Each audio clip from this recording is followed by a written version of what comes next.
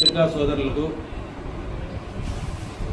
YSR Congress party నాయకులకు కార్యకర్తలందరికీ పేరు పేరున నా యొక్క ధన్యవాదాలు తెలియపరుస్తున్నాను. ముఖ్యంగా ఈరోజు ఈ పత్రికా సమావేశానికి కారణం నిన్నటి రోజు హాజీ బిఎస్ మక్బూల్ అహ్మద్ గారి కార్యాలయం నుంచి ఒక ప్రకటన రావడం జరిగింది. బిగ్ బ్రేకింగ్ న్యూస్ అని ఒక ప్రకటన రావడం జరిగింది. ఆ ప్రకటన నాకు కూడా తెలియదు ఏం ప్రకటన వచ్చిండేది కూడా.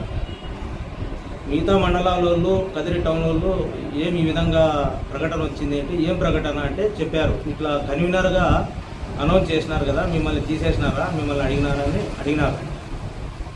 నాకైతే మెసేజ్ వాళ్ళు చెప్పే వరకు తెలియదు. ముఖ్యంగా పార్టీలో ఏ పార్టీనా కానీ ఒక ప్రణాళిక ఉంటుంది, ఒక పద్ధతులు ఉంటాయి. వైఎస్ఆర్ కాంగ్రెస్ పార్టీలో గత 15 ఏళ్ళ నుంచి పార్టీ పనిచేస్తున్నాము.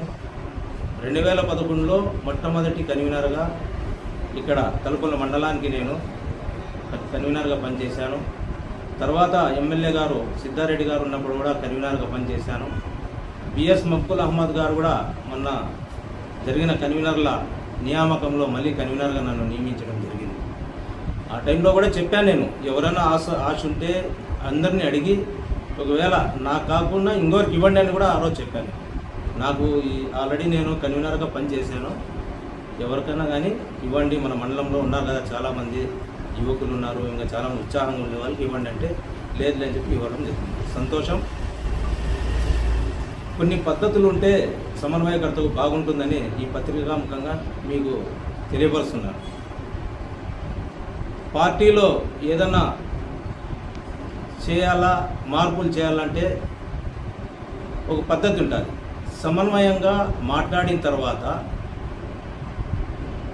పేరు మార్పు చేయాలా అనే సమయంలో మాకు తెలియపరిచి ఈరోజు ఫలానా వ్యక్తికి బిహేవియర్లో మార్పు రావాలా, పార్టీ అంటే చాలా ఓపిక, చాలా పద్ధతిగా ఉంటుంది పార్టీ యొక్క సిద్ధాంతం. ఆ సిద్ధాంతాలు పాటించు.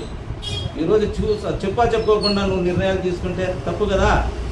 ఏదైనా నిర్ణయం తీసుకునే ముందు 10 మందిని అడుగు, లేదంటే నాకు స్వయంగా ఫోన్ చేయి, నేను రాజీనామా చేస్తా, తర్వాత నువ్వు ఇచ్చుకో టకా అని చెప్పి ఇక్కడేం స్టీమర్లు ఏమి మునిగిపోలే కదా.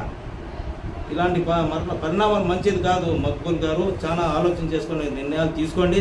రాబోయే కాలంలో కూడా పార్టీని పటిష్టం చేసుకోండి. పార్టీని మాత్రము డ్యామేజ్ చేసుకోకుండా నీ అనేవాళ్ళు కూడా లేరని